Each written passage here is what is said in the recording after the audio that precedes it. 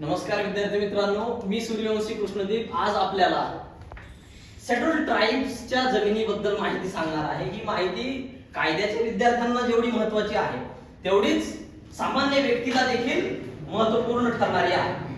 जमीन खरेदी करत असताना, खास करून शेतीची जमीन खरेदी करत असताना आपण काय काळजी घ्यायला पाहिजे, त्या संदर्भात काय नियम आहेत, महाराष्ट्र लँड रेव्हेन्यू कोड या कायद्याअंतर्गत काय नियमावली बनवलेली आहे, त्याचे कलम 36A काय आहे याची माहिती आपण थोडक्यात जाणून घेणार आहे. सेक्शन 36A जे आहे, restriction on transfer of occupancies belonging to the tribal communities. महाराष्ट्रामध्ये ट्रायबल्स कोण आहेत?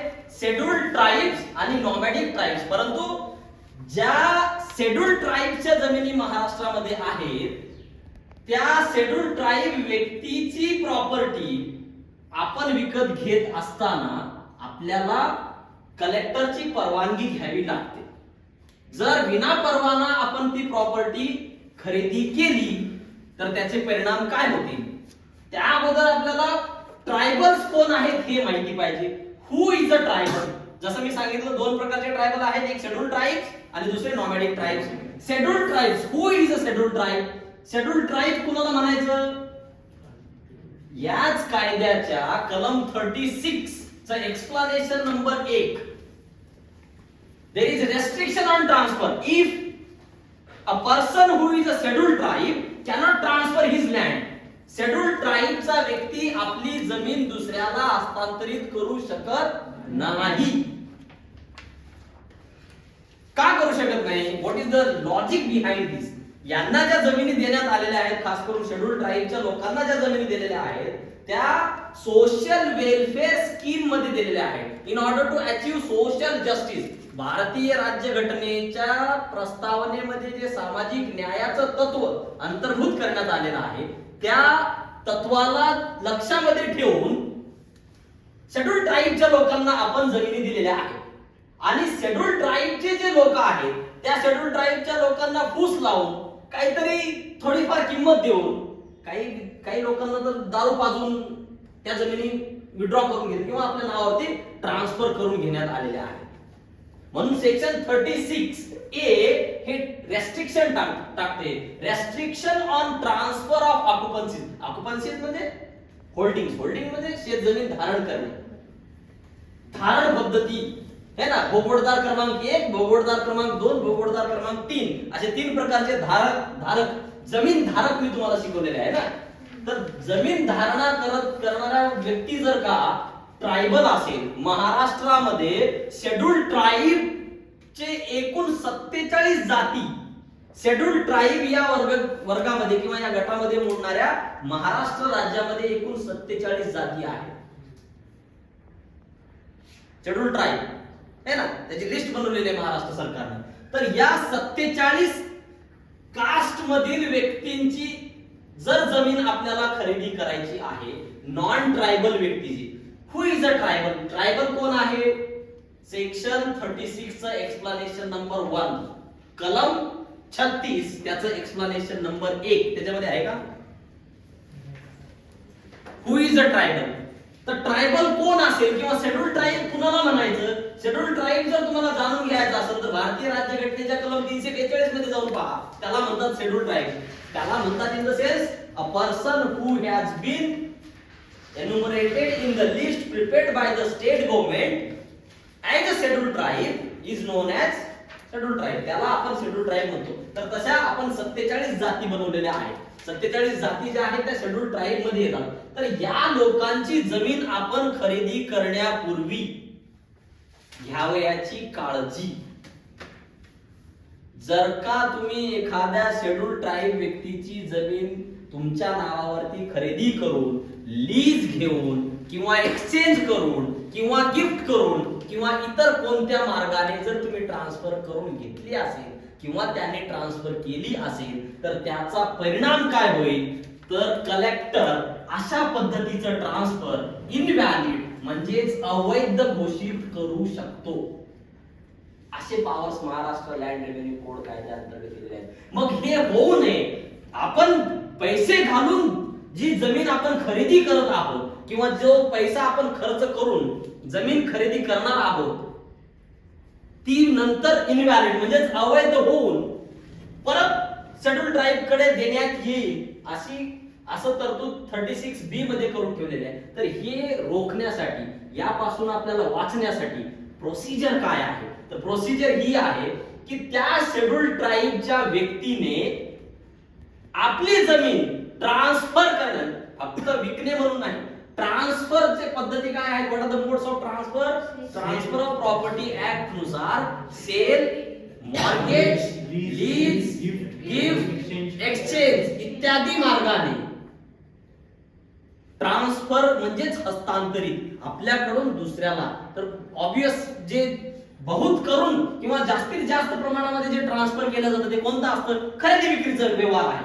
तर खरेदी करण्यापूर्वी शेड्यूल ट्राईबच्या व्यक्तीने एक अर्ज करावयाचा आहे. कुणाकडे अर्ज द्यावयाचा आहे हा अर्ज कलेक्टरला दिला जावा. कोणी द्यायचा the person who is a schedule tribe before transferring his land to the non tribal.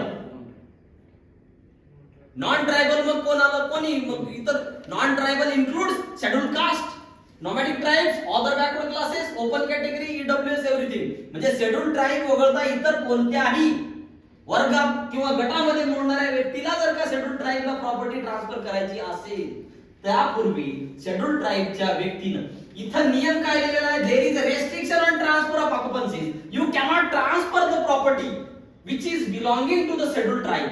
Schedule ट्राइबची व्यक्तीच्या नावाने असलेली संपत्ती ट्रान्सफर होणार नाही हे 36 मध्ये लिहिलेलं आहे.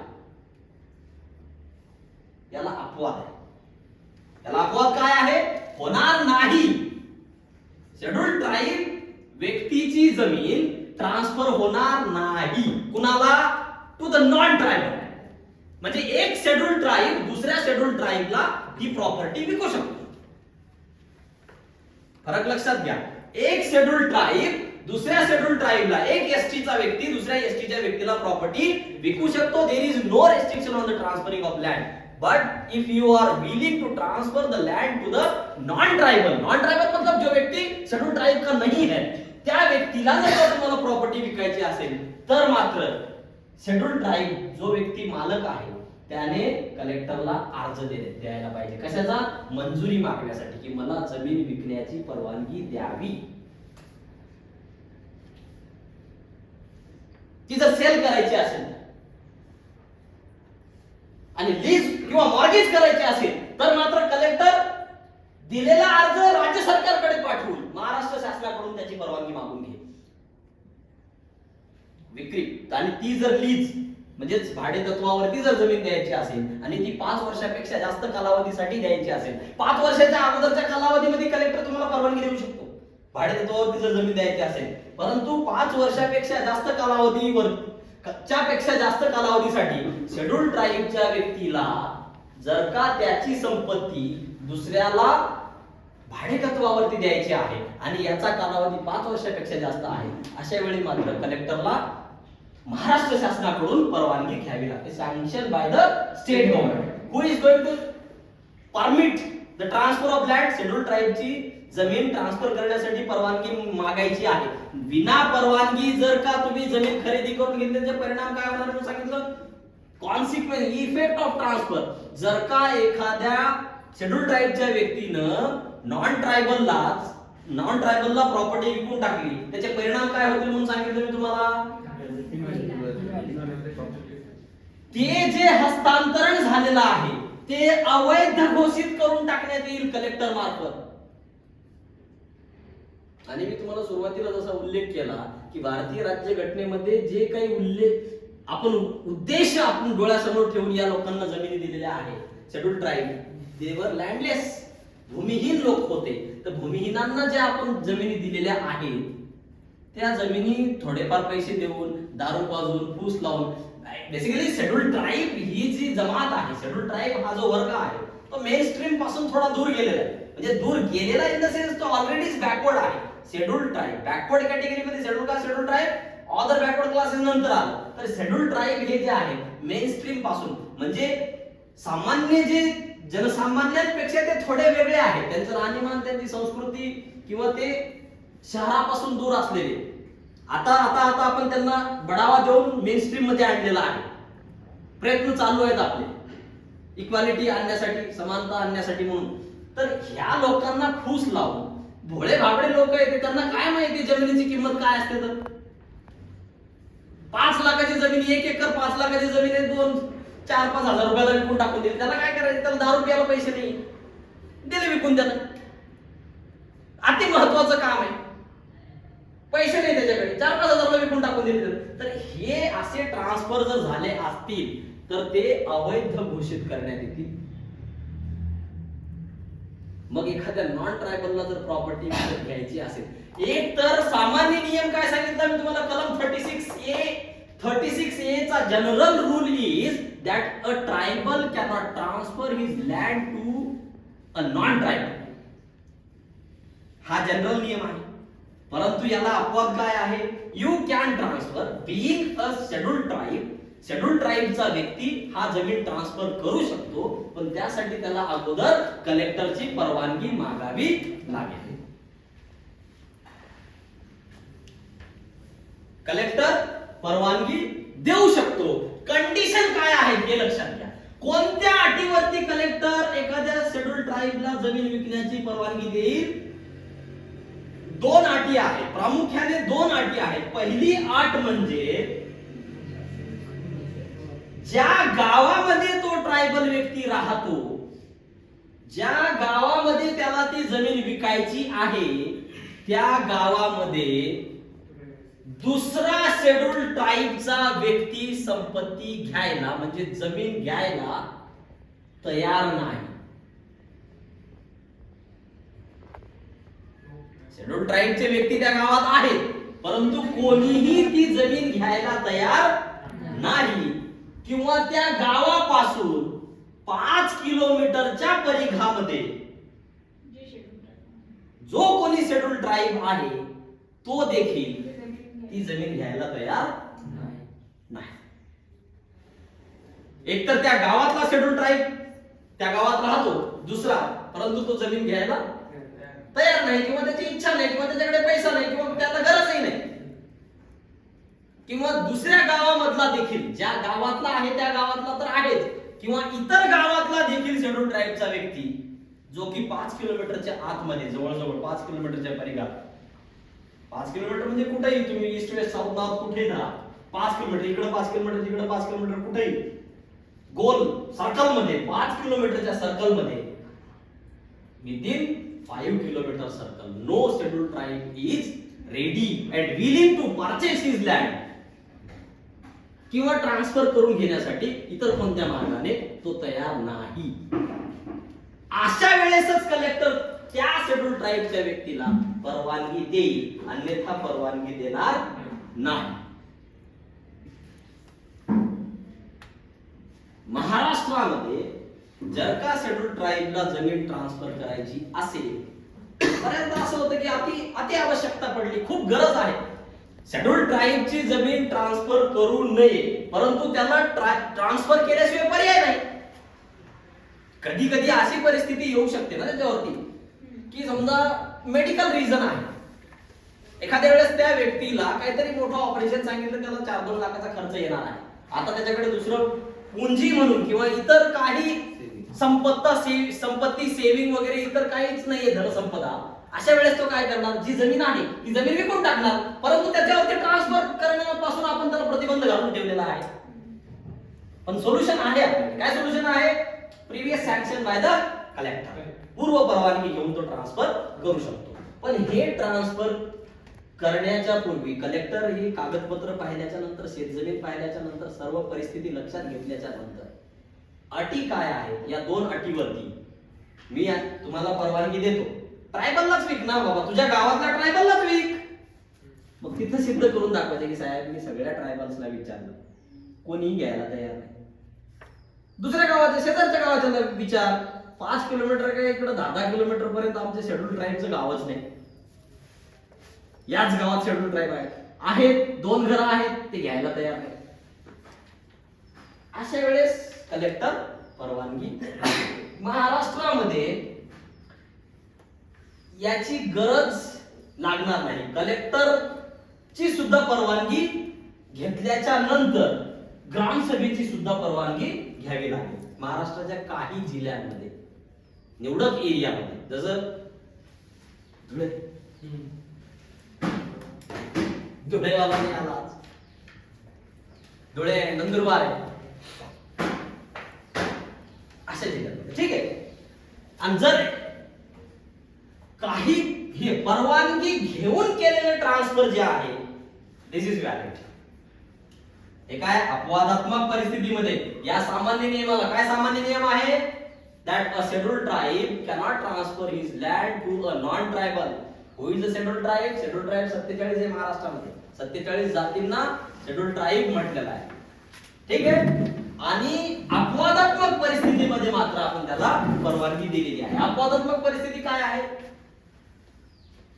एक, त्याला अति आवश्यकता आहे, गरज आहे. मग यासाठी काय करावं लागेल? सोल्युशन काय? तुम्ही कलेक्टरची परवानगी घ्या किंवा स्टेट गव्हर्नमेंटची परवानगी घ्या. मग अशा पद्धतीने तुम्हाला ट्रान्सफर करता येऊ शकते. ठीक आहे. एवढं तरतूद केल्याच्या नंतर सुद्धा महाराष्ट्र लँड रेव्हेन्यू कोड मध्ये अशी तरतूद केलेली असताना सुद्धा जर का जमीन ट्रान्सफर झाली तर ती इनव्हॅलिड घोषित करण्यात येईल, म्हणजेच अवैध घोषित करण्यात येईल. आणि त्यानंतरची प्रक्रिया 36B मध्ये दिलेली आहे. कलेक्टर ती जमीन रिस्टोर करण्याचे आदेश देईल. Restoration of property to the scheduled tribe. म्हणजे हे गोष्ट लक्षात ठेवा, तुम्हाला इथं वकिली करण्यासाठी खूप मोठा स्कोप आहे.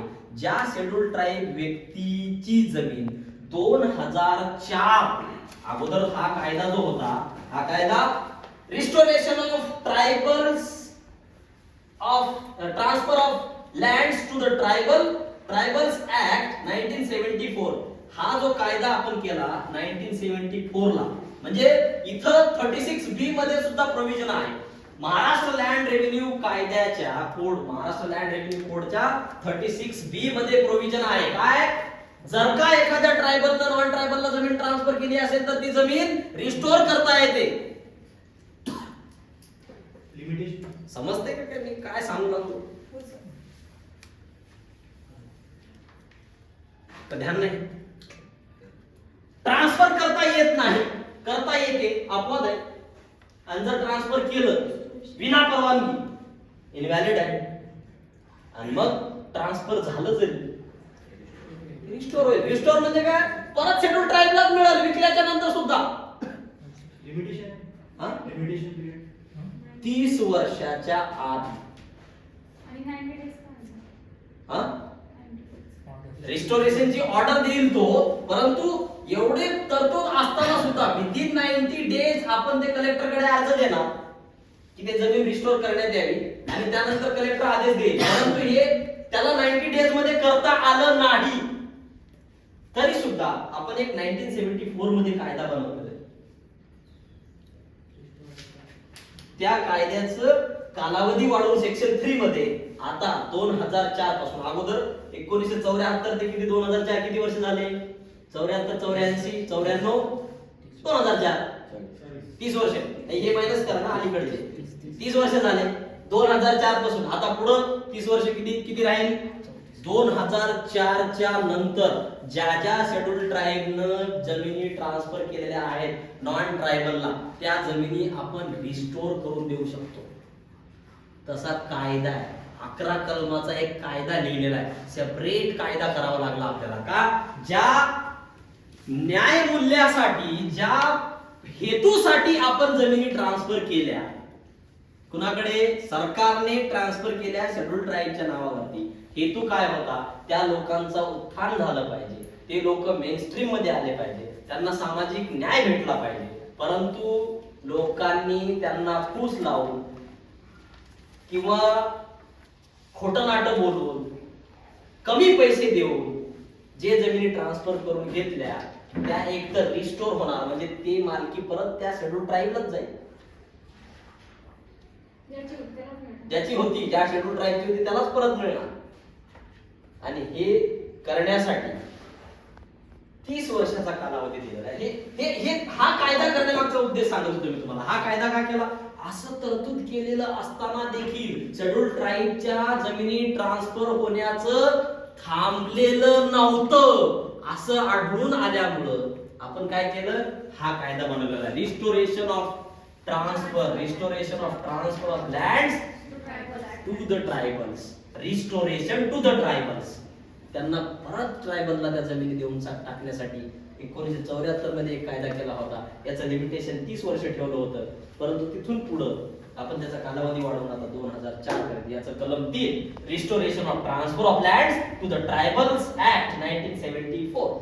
इन सर्टन केसेस मध्ये जिथं परवानगी न घेता जमीन विक्री करण्यात आलेली आहे अशा ट्रान्सफरला आपण काय केलं?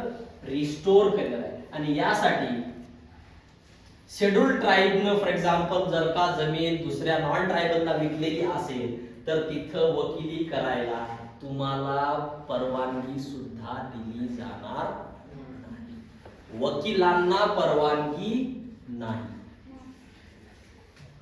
प्लीडर्स आर नॉट अलाउड. कशाबद्दल?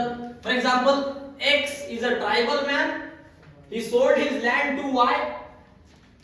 X नावाच्या व्यक्तीने Y ला जर का त्याची संपत्ती विकून टाकली, who is a non tribal, ANT नाहीये, non tribal, he is a schedule tribe.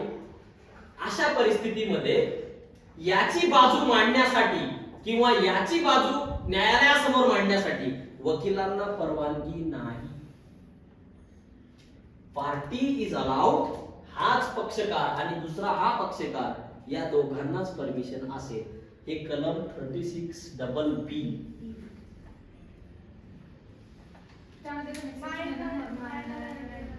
याला अपवाद म्हणून काय? शेड्यूल ट्राइबचा व्यक्ती एकतर जमीनच ट्रान्सफर करू शकत नाही, जो की मायनर आहे, है ना, किंवा एखादा ल्युनॅटिक आहे, परंतु त्याला फुस लावून काहीतरी आपलं घेतलं ट्रान्सफर करून. अशा परिस्थितीमध्ये मात्र वकिलाला परवानगी असेल. ल्युनॅटिक म्हणजे कसा? ल्युनॅटिक म्हणजे वेडा, अर्धवेडा, खोळा, ज्याला परिणामाची जाणीव नाही. आपली जमीन 10 एकर जमीन ट्रान्सफर करून टाकून दिली, त्याला 10 चॉकलेट दिल्यामुळे डेअरी मिल्क. ल्युनॅटिक आहे. ल्युनॅटिकला काही समजतं का? हे चॉकलेटचा एक डब्बा दिला म्हणून त्याला पूर्ण जमीन ट्रान्सफर वरती सही करून टाकली. Is a lunatic. So contract is invalid itself. Lunatic असल्यामुळं कॉन्ट्रॅक्ट हा व्हॅलिड होऊ शकत नाही. म्हणून परंतु वकिलांना मात्र परवानगी कधी दिल्या जाईल? जर तो मायनर असेल किंवा ल्युनॅटिक असेल तर मात्र वकिलाला त्याची बाजू मांडण्याची परवानगी आहे. अन्यथा सामान्य परिस्थितीमध्ये ट्रायबलची जमीन जर का नॉन ट्रायबलला ट्रान्सफर झाली असेल तर ती इनव्हॅलिड होऊन जाईल आणि त्याची बाजू मांडण्यासाठी वकिलांना सुद्धा परवानगी दिल्या जाणार नाही. एक्सेप्ट जर का पक्षकार हा मायनर किंवा ल्युनॅटिक असेल तर मिळेल. आणि सिव्हिल कोर्टांना यामध्ये कसल्याही प्रकारचं अधिकार क्षेत्र राहणार नाही. म्हणजे एखाद्या शेड्यूल ट्राइबनं जर का जमीन ट्रान्सफर केली नॉन ट्रायबलला तर याची केस कुठं चालणार? कलेक्टरकडे चालणार आणि सिव्हिल कोर्टाला ज्युरिस्डिक्शन राहणार नाही. 36(c) कलम 36(क) अनुसार, क ख ग ग अनुसार 36(c) नुसार. लक्षात.